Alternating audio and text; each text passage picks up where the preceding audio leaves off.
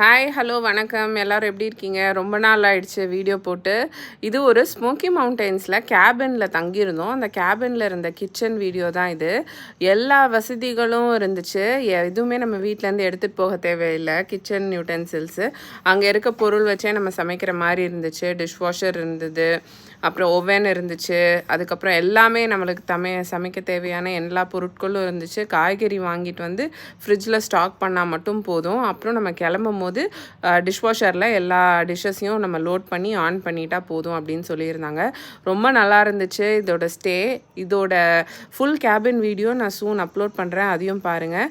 இந்த வீடியோ உங்களுக்கு பிடிச்சிருந்தா லைக், ஷேர், கமெண்ட் பண்ணிவிட்டு சேனலை சப்ஸ்கிரைப் பண்ணுங்கள். இன்னும் நல்ல வீடியோவோட உங்களை சந்திக்கிறேன். பாய்.